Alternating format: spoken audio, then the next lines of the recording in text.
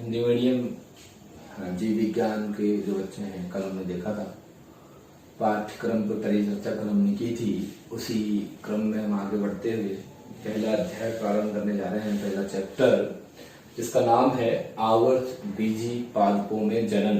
पहला चैप्टर जो आपके रहेगा 12th आरबीएससी के, ये स्पेशली आरबीएससी के बच्चों के लिए पहला चैप्टर।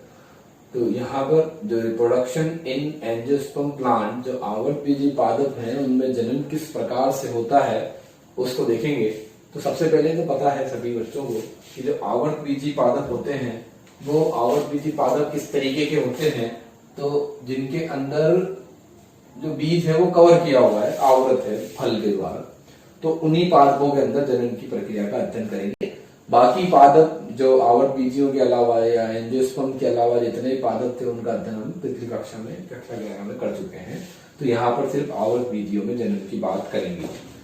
तो सबसे पहले बात कर लेते हैं जनन क्या होता है। सामान्य सी परिभाषा है कि कोई भी संतति जो है, कोई भी जीव जो है, जो जीवित है, वो अपना अस्तित्व बनाए रखने के लिए अपने ही समान संततियों को पैदा करता है, और ताकि उसका जो है अस्तित्व बचा रहे धरती पर, तो उसी प्रक्रिया को, अपने ही समान संतति पैदा करने की प्रक्रिया को बोलते हैं हम जनन। तो अब ये तो पता लगा लिया हमने कि अपने सब, ये तो परिभाषा देख ली इसकी कि जनन क्या होगा, कि अपने ही समान संतति पैदा करने की जीवों की जो क्षमता है उसी को जनन बोल रहे हैं। और जनन जो मुख्यतः दो प्रकार का है, अलैंगिक जनन और लैंगिक जनन। मुख्यतः कितने प्रकार का है? दो प्रकार का, अलैंगिक जनन और लैंगिक जनन। अलैंगिक जनन को इंग्लिश में बोलते हैं एसेक्सुअल रिप्रोडक्शन, और जो लैंगिक जनन है उसको बोलते हैं सेक्सुअल रिप्रोडक्शन। तो यहाँ पर हम देखते हैं ये पादपों के लिए भी हो सकता है और जंतुओं में भी इसकी बात करेंगे, लेकिन सामान्यतः लैंगिक जनन बहुत ही कम जीवों में पाया जाता है। लैंगिक जनन के चांसेस ज्यादा होते हैं। अलैंगिक जनन सूक्ष्म जीवों में पाया जाएगा, लैंगिक जनन तो बड़े शरीर वाले जीवों में पाया जाता है। और लैंगिक जनन के लिए तो यह भी जरूरी होता है कि लैंगिक द्विरूपता हो, लेकिन अलैंगिक जनन के लिए जरूरी नहीं है कि लैंगिक द्विरूपता पाए जाए। लैंगिक द्विरूपता मतलब नर और मादा अलग अलग हो, ये तो जरूरी नहीं है अलैंगिक जनन के लिए। तो सबसे पहली बात तो अपन कर लेते हैं कि यहाँ पर अगर एक ही संतति हो, एक ही अगर माता पिता में से कोई भी एक ही पेरेंट हो तो भी काम चल जाता है। और इसमें सामान्यतः दो जनक, इसमें एक ही जनक की आवश्यकता, एक ही जनक हो तो भी दिक्कत नहीं है, दो हो जाए तो भी दिक्कत नहीं है, लेकिन यहाँ पर दो जनक चाहिए होते हैं। आवश्यक रूप से दो जनक चाहिए ही चाहिए लैंगिक जनन के अंदर। यहाँ पर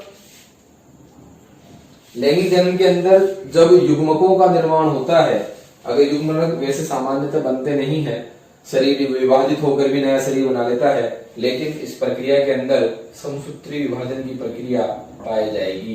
समसूत्री विभाजन इनमें सामान्यतः पाया जाता है। जबकि लैंगिक जनन की बात करेंगे तो यहाँ पर अर्धसूत्री विभाजन का बड़ा योगदान रहेगा, और अर्धसूत्री विभाजन की प्रक्रिया के द्वारा, कौन सी विभाजन प्रक्रिया के द्वारा? अर्धसूत्री विभाजन बोले तो मियोसिस की प्रक्रिया के द्वारा यहाँ पर निर्माण होगा। किसका? युग्मकों का निर्माण होता है, नर व मादा युग्मक बनेंगे। तो यहाँ पर युग्मक बने, इसका कोई युग्मक बनना आवश्यक नहीं।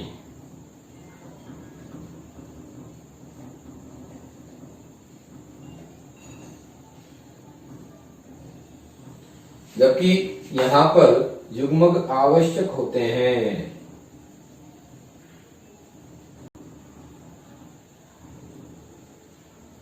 नर व मादा।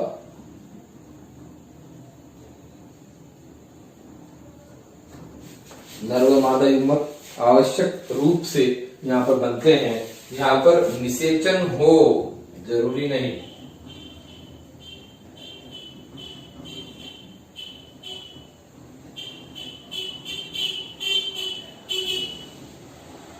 क्योंकि यहाँ पर निषेचन होना आवश्यक है।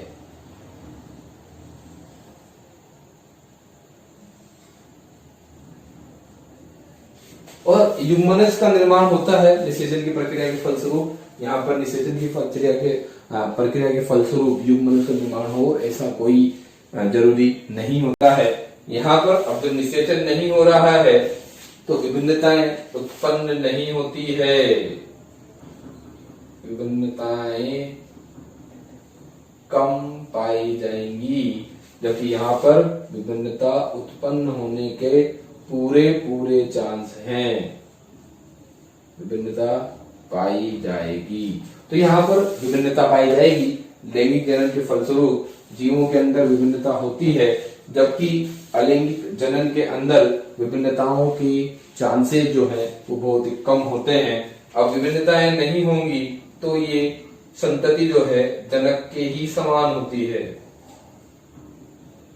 संतति जनक के समान, माता पिता के समान, पेरेंट्स के इक्वल होगी।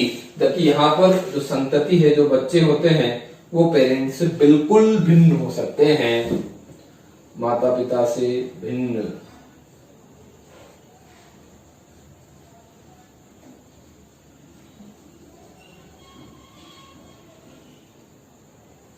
तो इस तरह देखते हैं कि विभिन्नताएं यहाँ पर पाई जाती हैं। तो बच्चे जो है वो माता पिता से बिल्कुल भिन्न होते हैं, जबकि यहाँ पर संतति जो है वो जनक के समान, माता पिता के समान रहेगी। तो जब संतति माता पिता के समान होती है दिखने में भी, और उन्हीं के समान उनके जीन भी होते हैं, तो आनुवांशिक रूप से भी और दिखने में भी, मतलब फिजियोलॉजिकली भी अगर समानताएं पाई जाती हैं तो ऐसी संततियों को क्या बोल देते हैं अपन? क्लोन बोल देंगे। बिल्कुल सेम, माता पिता के बिल्कुल समान होती है दिखने में भी और आनुवांशिक रूप से भी, तो उस स्थिति को क्या बोलते हैं अपन? क्लोन बोल देंगे। तो इस तरीके से हम देखते हैं कि अलैंगिक जनन एक तरह से कम विकसित अवस्था है जनन की, जबकि लैंगिक जनन जो है वो अधिक विकसित अवस्था है जनन की। तो इस तरीके से एसेक्सुअल रिप्रोडक्शन और सेक्सुअल रिप्रोडक्शन में हमने कुछ इनके अंदर अंतर देखे हैं। तो यहाँ पर ये जो अलैंगिक जनन है, अलैंगिक जनन माता पिता के शरीर से भी या जनक के शरीर से विभाजित होके भी नया उसमें निर्माण होता है। जैसे अपन देखते हैं अमीबा के अंदर कि एक संतति अमीबा से ही पुत्री अमीबाओं का निर्माण हो जाता है। जब लैंगिक जनन में तो जैसे मनुष्य का ही उदाहरण ले लें कि नर अलग होता है, मादा अलग होता है, नर से शुक्राणु जाते हैं, मादा से अंडाणु आते हैं, फिर वो अंडाणु के पास जाते हैं शुक्राणु, तो फिर वो दोनों में निषेचन होता है, तो नए संतति का निर्माण होता है। तो काफी जटिल प्रक्रिया भी है। लैंगिक जनन जो है वो जटिल प्रक्रिया है, जबकि अलैंगिक जनन इतनी जटिल प्रक्रिया नहीं है। तो ये सरल प्रक्रिया है, देखा जाए तो ये सरल प्रक्रिया है, जबकि लैंगिक जनन जो है वो जटिल प्रक्रिया होगी। यहाँ पर काफी सारे पदों के अंदर ये प्रक्रिया संपन्न होती है, तो एक जटिल प्रक्रिया होगी, इसमें इतनी सरलता नहीं पाई जाएगी। विभिन्न स्टेप्स के अंदर, विभिन्न पदों के अंदर ये प्रक्रिया संपन्न होगी और इसी वजह से इसके अंदर विभिन्नताएं पाई जाएंगी, क्योंकि अलग अलग, और इसमें अणुसूत्री विभाजन का बड़ा इंपॉर्टेंट रोल है और इसी वजह से विभिन्नताएं पाई जाएंगी जो उत्परिवर्तन में भी मदद करेगी, उत्परिवर्तन में भी मदद करती है। मतलब इसकी वजह से म्यूटेशंस होंगे और जो जीव है उसमें नए जीव बनने की संभावनाएं, नई जाति बनने की संभावनाएं इससे ज्यादा होती है। सामान्यतः उच्चतर प्राणियों में, उच्चतर पादपों के अंदर, उच्चतर जंतुओं के अंदर ये प्रक्रिया पाई जाती है लैंगिक जनन की और बड़ी जटिल है। तो ये कुछ अंतर हमने देखे और भी कई सारी चीजें। अब देखते हैं, इसमें पहला टॉपिक देखेंगे बच्चों अपन अलैंगिक जनन या एसेक्सुअल रिप्रोडक्शन या एपोमिक्सिस। अब इसको अलैंगिक जनन को असंग जनन भी बोलते हैं, असंग जनन या एपोमिक्सिस या एसेक्सुअल रिप्रोडक्शन। अब क्यों कहेंगे इसको अपन असंग जनन या अलैंगिक जनन? क्योंकि यहाँ पर जरूरी नहीं है कि अणुसूत्री विभाजन हो, असूत्री विभाजन नहीं होता है, यहाँ पर युग्मकों का संलयन नहीं होता है, मतलब मियोसिस और सिनगेमी इनके अंदर नहीं पाई जाती है, इसलिए इसे असंग जनन भी या एपोमिक्सिस भी बोल देते हैं, क्योंकि निषेचन नहीं हो रहा है, फर्टिलाइजेशन नहीं हो रहा है, इस वजह से इसको क्या बोल देंगे अपन, असंजनन बोल देते हैं। और यहाँ पर देखते हैं, जैसे पहले भी चर्चा कर लिया अपन ने कि संतति जनक के समान होती है, संतति के अंदर लक्षण, क्योंकि यहाँ पर मियोसिस और सिनगेमी नहीं पाई जा रही है, बिल्कुल जनक के समान होगी। और यह सामान्यतः दो प्रकार का होगा। अब यहाँ पर ये दो प्रकार क्या होते हैं, एक तो अनिषेक बीजता एगेमोस्पोरी और दूसरा कायिक जनन या कायिक प्रवर्धन या वेजिटेटिव रिप्रोडक्शन या वेजिटेटिव प्रोपोगेशन। तो दो प्रकार सामान्यतः पाए जाते हैं, किसके, आवर्त बीज, ये जो अलैंगिक जनन है उसके दो प्रकार पाए जाएंगे। अब पहले प्रकार की बात कर लें अगर अपन यहाँ पर अनिषेक बीजता की, तो यहाँ पर क्या होगा कि बीज का निर्माण तो होगा और जो नया पादप बनेगा उसी से, बीज से ही बनेगा, लेकिन जो ये बीज है वो बिना निषेचन के या बिना फर्टिलाइजेशन के, बिना सिनगेमी के बीज का निर्माण होता है। तो उस प्रक्रिया को क्या बोल देंगे अपन, अनिषेक बीजता। अगर बिना निषेचन के बीज का निर्माण होता है तो उस किसी पादप के अंदर बीज का निर्माण अगर बिना निषेचन के अंदर मतलब बिना निषेचन के बीज का निर्माण हो रहा है और उस बीज से नया पादप बन रहा है, तो इस पूरी प्रक्रिया को क्या बोल देंगे अपन, अनिषेक बीजता बोल देते हैं। ये इसको क्या बोल देते हैं, एगेमोस्पोरी। तो यहाँ पर तो बीज है, लेकिन जो कायिक प्रवर्धन की प्रक्रिया है, जो दूसरी प्रक्रिया है, यहाँ पर बीज का कोई रोल नहीं है, बीज का कोई रोल नहीं है यहाँ पर बीज की अनुपस्थिति में। यहाँ पर इसमें कायिक प्रवर्धन में पौधे का कोई सा भी कायिक भाग कैसे, जड़, तना या पत्ती, जड़, तना या पत्ती, जो पौधे की क्या है ये कायिक भाग है, या पुष्प का भी कोई भाग, पुष्प का भी कोई भाग, अगर उससे पुष्प का कोई भाग मतलब उनको छोड़ देंगे अपन, नर और मादा भाग के अलावा अगर किसी और भाग से, जैसे और दूसरे भागों से अगर निर्माण हो जाता है नए पौधे का, तो उस प्रक्रिया को क्या बोल देंगे अपन, कायिक जनन या कायिक प्रवर्धन। और इसको इंग्लिश में बोलते हैं वेजिटेटिव रिप्रोडक्शन या प्रोपिगेशन। और जो भाग यहाँ पर कायिक प्रवर्धन में मुख्य भूमिका निभाता है उसको क्या बोल देंगे अपन, प्रवर्ध बोल देंगे। क्या बोल देते हैं उसको, प्रवर्ध, और इंग्लिश में बोलते हैं प्रोपेग्यूल। क्या बोल देते हैं उसको, प्रोपेग्यूल बोल देते हैं।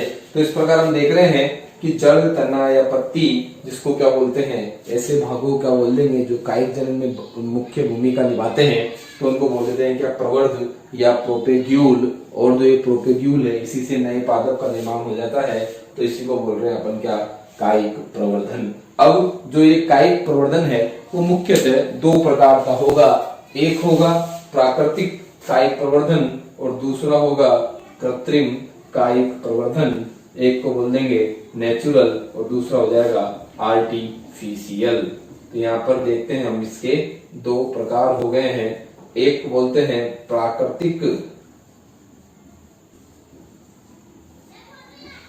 कायिक प्रवर्धन,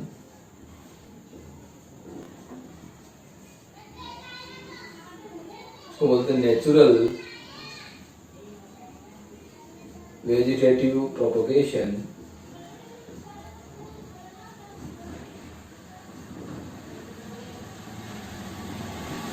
और ये जो कायिक प्रवर्धन होता है सामान्यतः पौधों में मिलता है, किस किस के द्वारा हो जाएगा, जड़, तना व पत्ती के द्वारा ये क्रिया संपन्न होगी। और दूसरा जो है कृत्रिम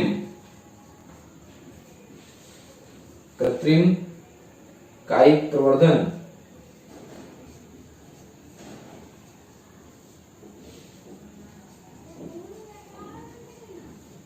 या आर्टिफिशियल वेजिटेटिव प्रोपोगेशन या कृत्रिम कायिक प्रवर्धन की बात करेंगे। तो अगर अपन जड़, तना या पत्ती से नया पौधा बना लेते हैं, बन जाता है अगर अपने आप, तो उसको बोलते हैं कायिक प्रवर्धन। और अगर मनुष्य इकोनॉमिकली या आर्थिक रूप से अच्छी फसलें उगाने के लिए कृत्रिम रूप से उनमें कायिक प्रवर्धन कराता है, तो मतलब मनुष्य खुद करवाएगा अगर पौधों के अंदर कायिक प्रवर्धन, तो उसको क्या बोल देंगे अपन, कृत्रिम कायिक प्रवर्धन। तो इसके विभिन्न विधियों के बारे में देखेंगे अपन कि कृत्रिम कायिक प्रवर्धन किस किस तरह से होता है और प्रकृति में कायिक प्रवर्धन पौधे किस प्रकार से करते हैं प्राकृतिक रूप से, इन सभी को